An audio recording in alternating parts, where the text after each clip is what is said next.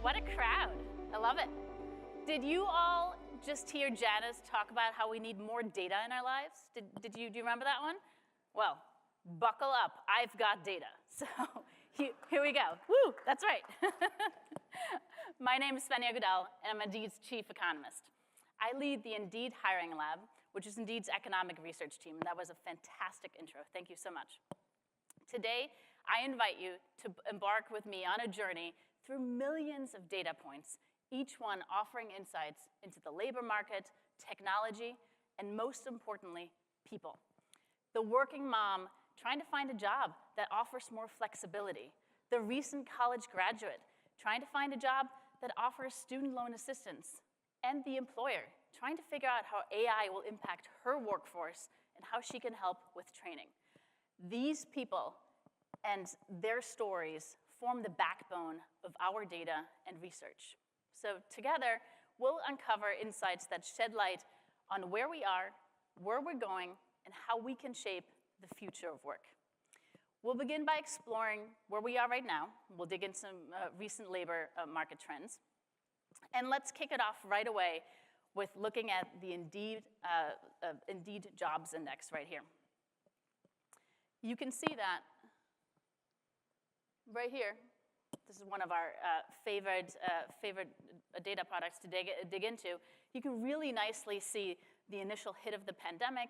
We dropped a whole bunch in terms of labor demand, and then we saw job postings picking back up again, and they peaked right around 160, meaning we had 60% more job postings at the peak of the pandemic in late 2021 than we did prior to the pandemic. And since then, gosh, over the last 2.5 years or so, we've seen significant cooling in the labor market. And with that, demand has come down quite a bit. However, we're still elevated. You'll see that we're leveling off right around 113, which means we have 13 more job postings today, 13% more job postings today than we did back in February 2020. So, demand is still relatively high compared to those levels. And it's honestly not like the 2020 market was anything to sneeze at in terms of tightness. Now, that's a bit concerning because it's not obvious where all this labor is going to come from. Who are the people that are going to fill all these jobs, particularly in some areas that are particularly tight? Think about healthcare is one of those areas. So consider looking at the labor force participation rate right here, which is the share of workers in the labor force. And you can see after the initial dip down, it's come back up quite a bit, but it's plateauing now. We had a bunch of people retiring early, and they never re-entered the labor force, but the good news was that we actually pulled in a whole lot of people into the labor force, like people with a disability, with the help of remote work. A lot of women re-entered the labor force. So all that was good news, but now we're looking a bit stagnant on the very top there, and it's unlikely that we're going to see a whole bunch more people entering in the future. To get a better feel around that, take a look at this prediction for the labor force participation rate. The pink bars here is basically a future look, and this is for the US, and you'll see that the future looks a little bit grim in terms of how many people are going to enter the labor force. We've got an aging and shrinking labor force on our hands, and starting in 2026, we're going to be hit with this reality that the labor force is going to start to contract quite a bit. Now, this isn't just a US problem. This is affecting mostly developed countries all over the world, which you can see quite nicely over here. And we're going to face this in the very near future, and some countries are already dealing with this today. You can see Japan being one of those countries. That's the red line right down there. They're already living this reality today. Now, there are a whole bunch of things that you can do as these trends play out to attract your talent pool, and have as many candidates apply to your jobs. Most employers are lowering their requirements for formal education and years of experience. Our research shows that the share of job postings requiring a college degree, for example, have dropped from 20% to 17%. And the share of job postings asking for a certain number of years of experience have actually dropped from 40% down to 30%. Now, these numbers might not seem like huge decreases, but we're talking about hundreds of thousands of job postings underlying this data, and just as many, if not more, job seekers being impacted by that. at the end of the day, what really matters, right, if a candidate actually has the skills to perform this job versus some of these signals that we have to rely on when hiring. This shift towards skills-first hiring is transforming the way you and many other employers are approaching recruitment. Now, let's pause for a second and think about money. Money is important, right? You need to figure out how much you're willing to pay to attract someone. And as a job seeker, you want to know, how much am I going to get paid? So money is an important thing. In fact, our research has shown that when people consider a new job, the #1 reason they list as switching jobs is compensation. So it only is befitting that we track at the hiring lab what wages are doing. This is the Indeed wage tracker right here. It's one of our newer products. And you can see that we topped out at 9% annual wage growth in 2021. That's huge. That's actually a fairly US-centric result where we have these boom-bust movements. And I mean, that's a neck-breaking pace if you think about having to increase wages by 9% on a year-over-year basis. Now, the good news is we've reached more sustainable levels at this point, and we're down to 3.3%. But that's still slightly higher than what we saw in pre-pandemic days. Now, I'm not suggesting everyone has to raise wages all the time when trying to attract talent. There's good news here, too. There are a bunch of things you can do to actually attract talent that doesn't involve directly raising base wages, and there are other wage considerations that you can explore. For example, first and foremost, consider transparency to be your friends, right? You want to at least let people know, what is this job going to pay, and what can they expect in terms of either salary or hourly wages. And this pay transparency really then helps you, I think, have a quicker match, right? A surprise on that front is not what you want. You really want to have candidates that are in line with what you're willing to offer, and you don't want to have to go over at the end of the day. So if you can give people that information up front and reduce information asymmetries, that's a plus. That's exactly where you want to go. And in fact, we're finding in our data that currently 57% of job postings on Indeed have some sort of salary information included in them. And that's up from only 20% 5 years ago. So we've seen this rapid increase over time, and that's been helping the labor market move more efficiently over time. Now, beyond that, if you've posted your wages, you can't actually raise wages, there are other things you can do, including offering a signing bonus. We found in our research that job seekers respond very strongly to cash incentives, so it's one of the things we're seeing that's still a popular tool in our data. You'll see even as wages have come down, signing bonuses haven't really gone back to pre-pandemic levels, and that often has to do with the fact that healthcare, being one of the sectors that deals heavily with signing bonuses, is still experiencing labor shortages, so we're seeing more and more activity on that front, with people still trying to attract folks. Well, at the end of the day, you also want to make sure you're folding in a whole lot of benefits, right? Those are worth a whole bunch of money indirectly as well. And again, transparency is your friend here. You want to at least tell people in the job posting what benefits you are offering. And we've seen that in our data. We've seen a distinct jump up in how many benefits are being listed. This is the share of job postings that have at least one benefit listed in it. And you'll see that we've seen that number come up. And we've also seen a lot of lower wage jobs adding benefits. We're talking healthcare, 401k, paid time off. All these things are really important to job seekers and could make a big difference as you're trying to figure out, how can I attract the best talent? I want that person to click on my job posting.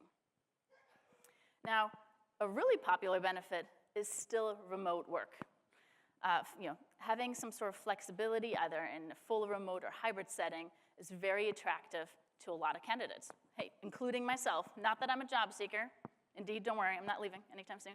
I really like my job, but I love working from home, being flexible in that way, right? As a working mom, I'm able to drop the kids off and pick them back up from school.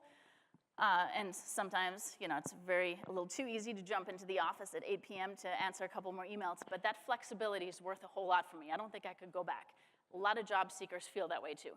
Not that every job can be done remotely, but it's an incredibly interesting and beneficial type of benefit for a lot of people. In fact, our data shows there's been a 3x increase in the number of job postings that offer some sort of either remote work, hybrid work, or something like that at this point. And the data I'm not showing you here is searches, and we're also seeing that a lot of job seekers still search for this on a regular basis, and that's not coming down at all. Now, we've talked a little bit about transparency, wages, signing bonuses, benefits of all sorts, remote work, and the skills-first hiring approach. All these things can help you make, or give you a better chance of attracting talent today. But I'd be remiss if we didn't quickly talk about AI. Of course, you knew that was going to come up, right? And Gen AI, because really how these tools are going to impact the labor market of tomorrow is going to be really interesting. And when I say Gen AI, I mean generative AI.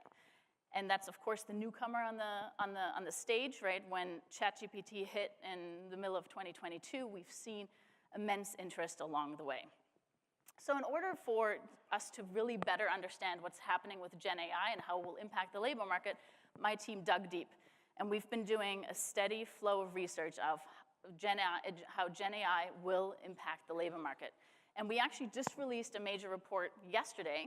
Make sure you go hiringlab.org to check it out.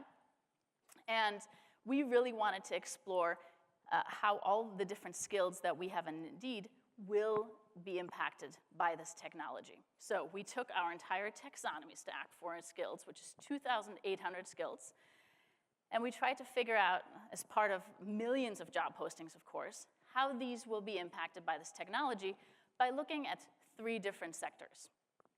First, we tried to figure out Gen AI's ability to provide theoretical or background knowledge. That's that first category right there. Then we figured out the ability that Gen AI has to solve certain problems related to that skill. And lastly, the necessity of physical presence when performing that actual skill. And then at the end of the day, we folded all those ratings together to figure out, okay, what is the likelihood that this technology will actually replace a human being in performing that particular skill?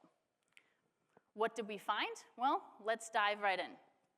First, we saw, you can see on the first column right there, Gen AI is pretty good at providing theoretical knowledge for a lot of skills.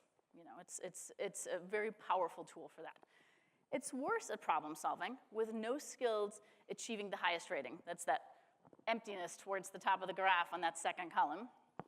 And the necessity of physical presence is pretty evenly distributed. What it all adds up, and check out the last column for this key result, that's your money shot right there, basically, is that there are no skills, literally 0, where Gen AI is very likely to replace a human in performing a skill. That's nothing happening at the top row of that graph. And you have a lot of density towards the bottom. You'll see that only 3% of skills are likely to be impacted by Gen AI, and this technology can actually take over for a human. The rest kind of sit in the possible and the maybe section.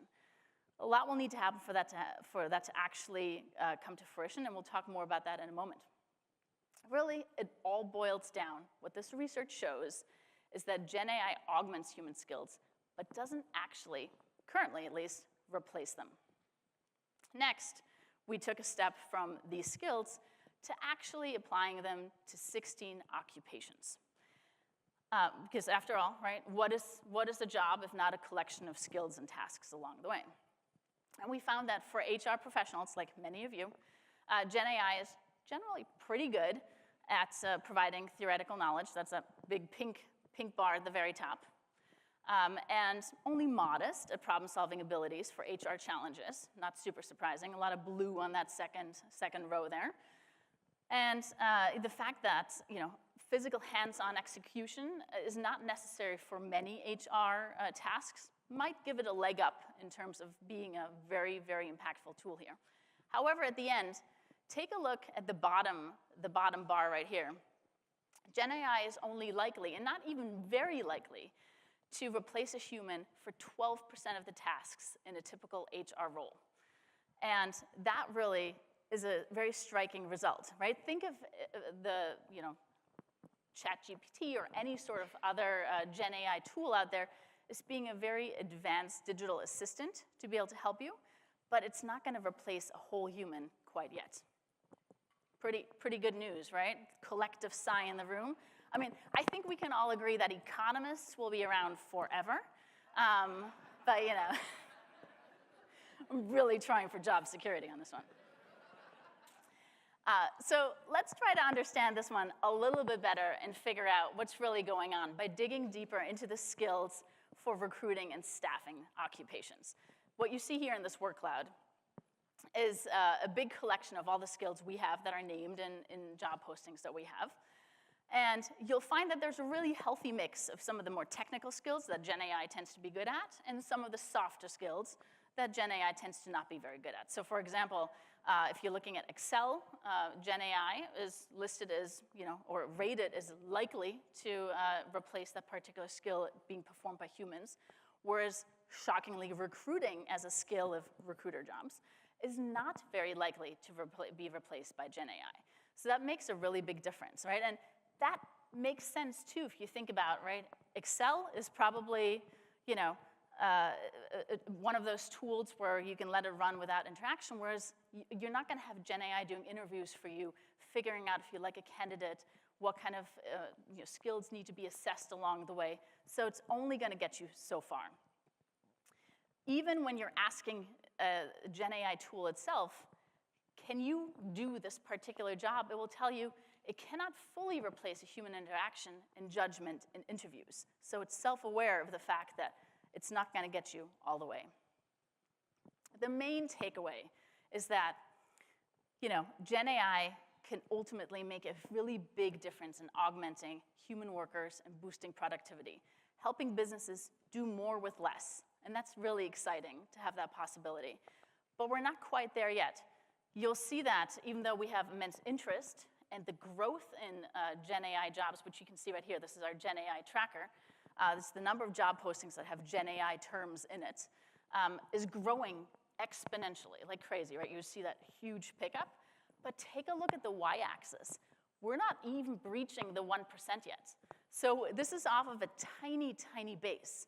So while there are a lot of creators of Gen AI, like machine learning engineers, data scientists, and a lot of actual users of Gen AI, like a marketing professional trying to create content, it's not yet a broad-based phenomenon.